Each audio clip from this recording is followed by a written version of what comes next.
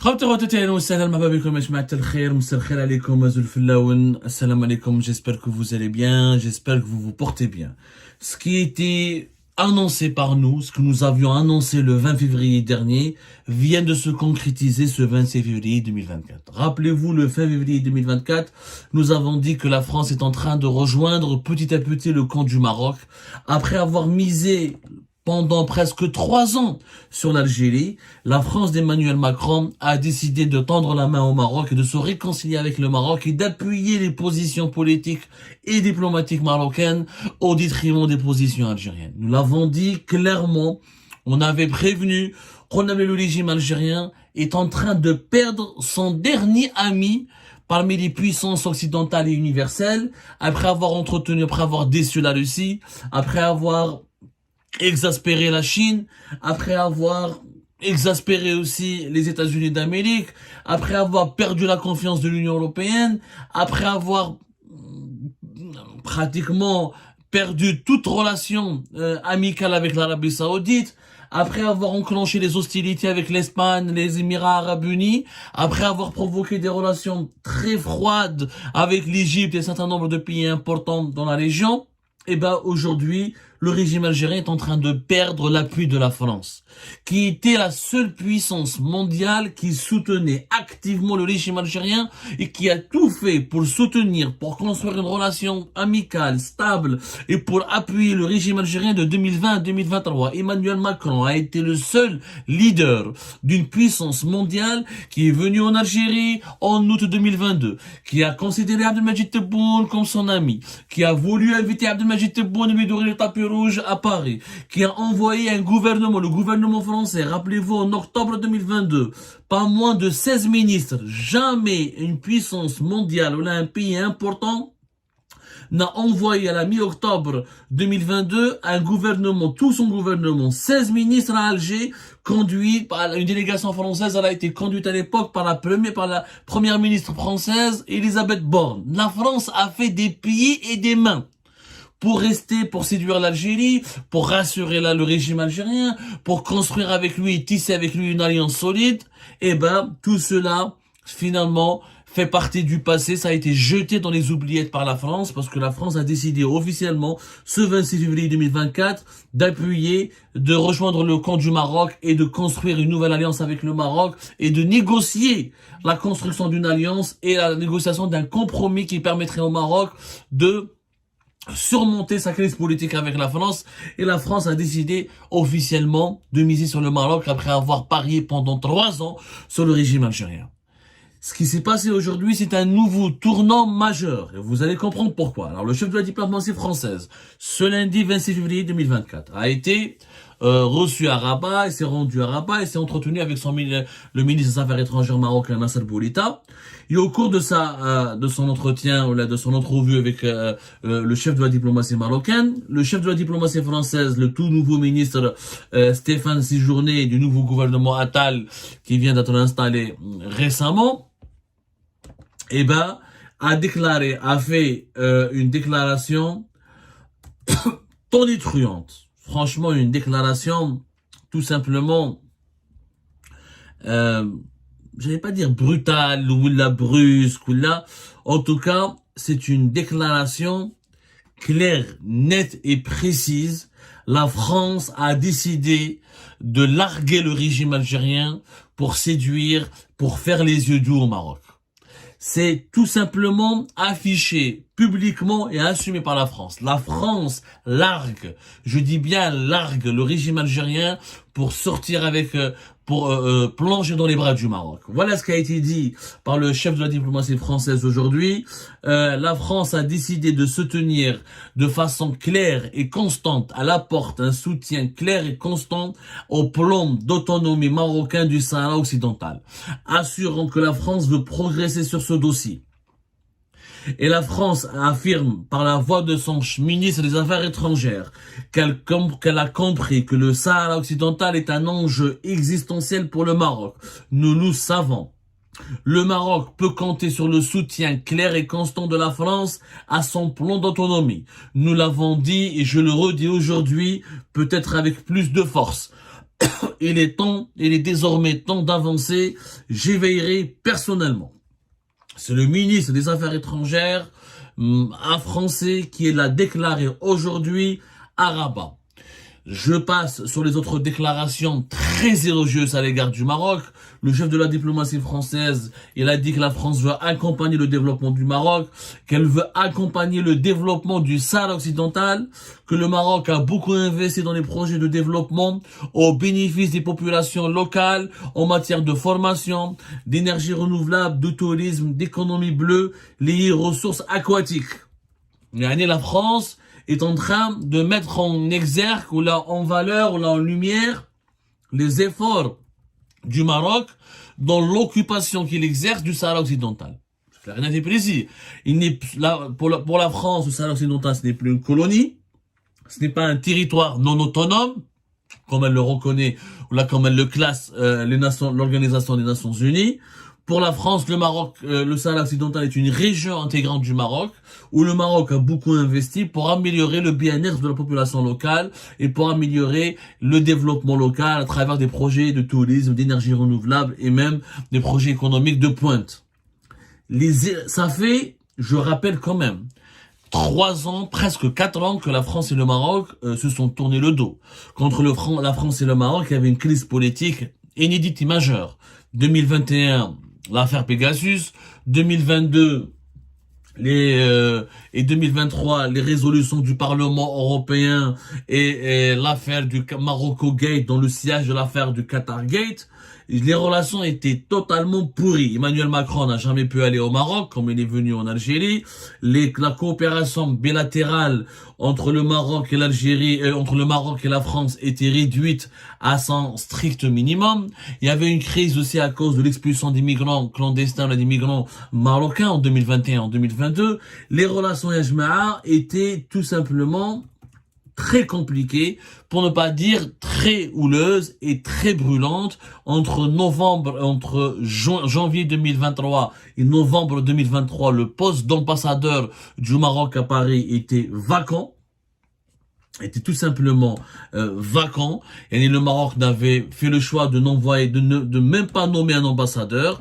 Il aura fallu attendre la fin de l'année 2023 pour assister à un début de réchauffement des relations diplomatiques entre le Maroc et la France. Un réchauffement qui a été confirmé le 20 février dernier avec l'accueil, le déjeuner qui a été organisé par Brigitte Macron, la femme du président français Emmanuel Macron, à l'honneur des 3 sœurs du roi du Maroc Mohamed VI. Juste après, il y avait une communication téléphonique joviale et assez agréable entre Mohamed VI et Emmanuel Macron, alors que les deux présidents ne se parlaient plus depuis pratiquement 2021, l'affaire Pegasus. Il y a une évolution majeure dans les relations franco-marocaines. Cette évolution, elle s'est faite au détriment des relations franco-algériennes. Je l'ai toujours dit la dernière fois, on ne peut plus être l'ami de l'Algérie et du Maroc en même temps. Les pays, on l'a vu dans le cas de l'Espagne, on l'a vu avec les Émirats, on l'a vu dans le cas de l'Arabie Saoudite, on le voit, les États-Unis l'ont vu aussi, que quand un pays construit une relation particulière avec le Maroc, il s'attire l'hostilité et les foudres du régime algérien. La France qui a préféré Emmanuel Macron, il faut le dire, de 2020 à 2024, jusqu'à la fin de l'année 2023, plutôt durant 3 ans, il a parié uniquement sur l'Algérie. Il a parié uniquement sur l'Algérie. Il a fait une grande visite à Alger, à Oran. Il a fait de l'Algérie un partenaire important pour dans les questions du Sahel. Il y a eu des déclarations et des accords. Là, il y a la déclaration d'Alger lors de sa visite. Je rappelle un document important. Voilà, j'ai failli le dire. Lorsque lorsque 16 ministres français sont venus en octobre 2022 sous l'égide de l'ancienne première ministre française Elisabeth Borne, il y a eu des discussions avec le gouvernement algérien autour de 73 points. C'était le document final qui a été adopté lors de la 5e session du comité intergouvernemental de haut niveau qui s'était tenu à Alger le 9 et 10 octobre 2022. Parmi les 73 points qui ont été discutés, validés par le gouvernement français algérien, il y avait le point 12 écoutez-moi bien, le point 12 qui porte sur le Sahara occidental. En octobre 2022, la France avait une position totalement pro-algérienne et elle avait une position radicalement différente de ce qu'elle vient d'adopter ce 26 février 2024. La France n'a jamais été un soutien du Polisario, oui, elle n'a jamais été un soutien de l'indépendance du Sahara occidental. Ceci dit, de 2020 à 2023, elle a changé sa position, elle était nettement moins pro-marocaine et elle a adopté une position plus ou moins pro-algérienne. La preuve, le point 12 de la du document de la déclaration finale qui a résumé les 73 points qui ont été étudiés et négociés et validés par les gouvernements français et algériens lors de la 5e session du comité intergouvernemental de haut niveau qui est algéro-français, un cadre de coopération algéro-français qui s'était tenu le 9 et 10 octobre 2022. Le point 12 affirme que concernant le Sahara occidental, les deux parties ont affirmé leur soutien à la mission de Monsieur Stéphane de Mistura, envoyé personnel du secrétaire général des Nations Unies pour le Sahara occidental, ainsi qu'à la mission des Nations Unies pour l'organisation des référendums au Sahara occidental, dont l'action est essentielle pour le règlement de ce conflit, conformément à la légalité internationale et pour la stabilité de la région. En octobre 2022, la France soutenait la légalité internationale qui ne reconnaît pas la marocanité du Sahara occidental. Le droit international ne le reconnaît pas encore pour le moment. Et que pour la stabilité de la région, la France appuyait l'idée d'un référendum, de l'organisation d'un référendum sous l'égide de l'ONU pour permettre aux populations du Sahara occidental de choisir leur destin, ou faire partie du Maroc, ou prendre l'indépendance. Ça, c'était en octobre 2022. Lyon, le 26 février 2024, moins de 2 années plus tard, la France a changé de discours. Elle ne parle plus de l'égalité internationale, elle ne parle plus d'organisation d'un référendum d'autodétermination, et elle reconnaît le plan d'autonomie marocain, et elle apporte comme un soutien clair, net et précis. Et elle reconnaît les efforts, et elle considère le Sahara occidental comme un enjeu existentiel pour le Maroc, et elle soutient le Maroc dans son plan d'autonomie qui ne reconnaît plus donc d'option, qui écarte catégoriquement l'option d'organiser un référendum pour les populations du Sahara occidental, et elle-même, la France elle-même reconnaît que le Maroc a beaucoup investi, il a accompagné le développement, que la France elle est prête à accompagner le développement du Sahara occidental et que le Maroc a beaucoup investi dans cette région. Il y a eu des projets, il y a eu de la formation, il y a eu du tourisme, il y a eu des énergies renouvelables. Donc la France elle se réjouit, elle soutient définitivement le Maroc. C'est une position radicalement différente de celle qui a été adoptée par le gouvernement français en octobre 2022. La France avait donné parmi les engagements informel et dans les coulisses des négociations algéro-françaises, Emmanuel Macron, pour adouber le régime algérien, pour s'assurer de son amitié, de bétonner son alliance avec le régime algérien, avait promis à Tebboune au régime algérien que la France ne reconnaîtra jamais la marocanité du Sahara occidental. Elle ne fera jamais ce que l'Espagne avait fait en mars 2022 en reconnaissant en reconnaissant le plan d'autonomie marocain. La France vient de faire ce que l'Espagne a fait.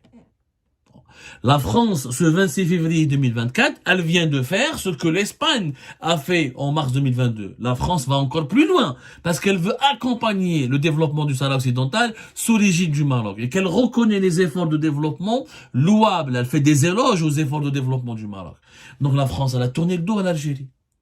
Elle a changé, elle n'a pas respecté le fameux le point 12 qui a été conclu et négocié et validé dans le document final des discussions du haut comité, du comité intergouvernemental de haut niveau algéro-français, le 9 et 10 octobre 2022. Clair, net et précis. La France a fait son choix, comme l'Espagne, d'ailleurs, comme les États-Unis d'Amérique. Ils ne soutiennent plus la position algérienne. Sauf que nous, ça fait 3 ans. 3 ans, et la France était du côté de l'Algérie. Le régime Tebboune n'a rien profité. Ni nous n'avons ramené les investisseurs français en Algérie.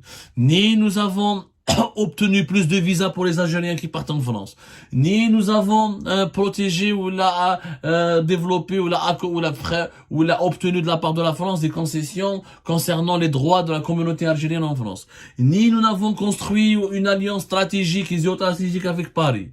On a emmerdé la France pendant 3 ans de négociations. Le régime algérien a fait du chantage à Paris, concernant la question migratoire, concernant la coopération sécuritaire et militaire au Sahel, concernant certains intérêts économiques de la France comme le gaz en Algérie. Le régime algérien a fait du chantage. Il pensait que la France était à sa merci. Il pensait que Paris allait plier, allait faire exécuter le moindre vœu que le régime Tebboune allait formuler. Tebboune voulait venir à Paris et faire comme Kadhafi, faire une grande visite, se balader partout sur les Champs-Élysées, dans la grande mosquée de Paris, dans des universités, au Parlement, là au Sénat, là à Amboise, etc. Il pensait qu'il allait arracher des excuses ou des compromis historiques à la France. Et à force de presser, à force d'être arrogant, à force d'être trop sûr de soi-même, à force de défendre une feuille de route qui est irréaliste, qui est surréaliste et qui n'a pas de sens, la France a fini par tourner le dos à l'Algérie et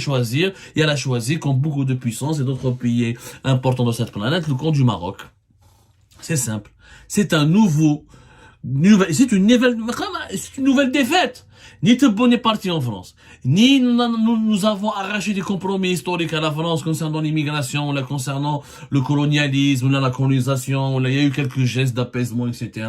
Concernant la commission de Benjamin Stora, quelques noms de rues au nom des martyrs de l'Algérie, mais le plus gros n'a pas été, il n'y a pas eu d'excuses officielles de la part de la France concernant les crimes coloniaux en Algérie, il n'y a pas eu d'engagement économique important de la France, nous avons fourni plus de gaz à la France, c'est la France qui a gagné. Nous avons repris les importations françaises, mais l'Algérie n'a rien exporté, mis à part son gaz à la France. Donc, vers la France, nous n'avons rien exporté de plus intéressant. Donc, il n'y a pas eu beaucoup de création d'emplois, il n'y a pas eu beaucoup de création de revenus, alors que la France reste parmi les 2 principaux investisseurs au Maroc, et que allez voir les projets français économiques, comment le type de richesse, le nombre de revenus et le nombre d'emplois qu'ils ont créés au Maroc et la valeur ajoutée que ça rapporte, que les investissements français rapportent à l'économie marocaine. Ça n'a rien à voir avec ce que les Français, avec la réalité, ça n'a rien à voir avec la réalité très médiocre et simpliste des investissements français en Algérie. C'est très décevant. Encore une fois, c'est une défaite. Faut le dire. L'Algérie s'isole. Nous perdons jour après jour, trimestre après trimestre, semestre après semestre, l'appui de nos alliés les plus importants qui rejoignent chacun à son tour le camp du Maroc. Celui qui voit pas cette réalité est un aveugle, ou là est un malhonnête, ou là il n'est pas patriote, mais il ne protège pas ses intérêts. Aujourd'hui, il faut repenser profondément la politique externe internationale de notre pays. Il faut que les décideurs actuels se remettent en cause ou partent, parce qu'ils ont essuyé pas mal de défaites et qu'ils n'ont absolument pas su défendre les intérêts suprêmes de l'État. Aujourd'hui, je sais pas qui sont nos amis aujourd'hui. Nous connaissons nos ennemis, mais qui sont nos amis? Personne ne veut me répondre à cette question. Qui sont les amis de notre pays? Qui sont les amis de l'Algérie sur lesquels on peut compter au cas de crise ou de catastrophe majeure? La France a changé de position. Elle en a eu marre de l'instabilité chronique du régime algérien. Elle en a eu marre du caractère puéril du régime des dirigeants algériens. Et elle a bien vu qu'elle n'avait rien à gagner, que l'Algérie est en recul au Sahel. Donc même les pays du Sahel ne veulent plus traiter avec l'Algérie. Ils se rapprochent davantage du Maroc que de l'Algérie. Que le Maroc est en expansion. Et que même des grandes puissances comme la Chine et la Russie sont en train d'abandonner l'Algérie petit à petit, ne la soutiennent plus en tout cas aussi activement qu'avant. C'est une position très délicate, très indélicate plutôt, qui prouve que nous subissons un déclin au niveau de l'influence de notre pays, qui perd de son leadership, qui s'isole de plus en plus et qui voit le camp marocain adverse se renforcer de jour en jour. Regardez comment les Marocains ont profité de la crise entre l'Algérie et l'Espagne.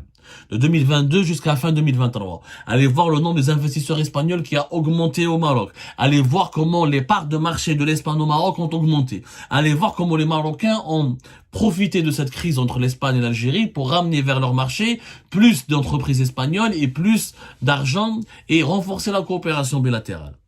Et vous allez voir, vous avez bien vu que c'était au mois de février, lorsque le chef de la diplomatie espagnole devait venir à Alger, il a annulé sa visite parce que Tebboune ne voulait pas le recevoir conformément au protocole diplomatique et aux négociations en cours pour se réconcilier avec l'Espagne. Une semaine plus tard, le Maroc a invité, avec tous les honneurs, le chef du gouvernement espagnol en offrant de nouveaux accords pour renforcer l'alliance du Maroc avec l'Espagne. À chaque fois qu'il y a un faux pas du régime algérien, le Maroc en profite brillamment. À chaque faux pas. En fait, le régime Tebboune ne cesse de faire des cadeaux au Maroc. Et après avoir échoué à construire une relation stable, durable et pragmatique avec la France pendant 3 ans, nous avons poussé les Français le régime Tebboune a poussé les Français à se réconcilier avec le Maroc. Il y a à faire le choix de reconstruire son alliance avec le Maroc. Au détriment de quoi? Au détriment des intérêts de l'Algérie et de sa feuille de route. L'addition, elle est claire. Amateurisme, bêtise, irrationalité, instabilité. Nous perdons chaque jour de nos alliés, nos amis. Nous n'avons réalisé aucun de nos objectifs, ni sur le dossier du Sahara occidental, ni sur le dossier de la coopération économique, ni sur le dossier de la coopération politique. Aujourd'hui, nous faisons figure d'un pays que les puissances de ce monde boudent parce qu'ils voient en lui parce qu'il y a un régime totalement instable à sa tête. Et c'est très inquiétant pour l'avenir de notre pays. Très, très inquiétant.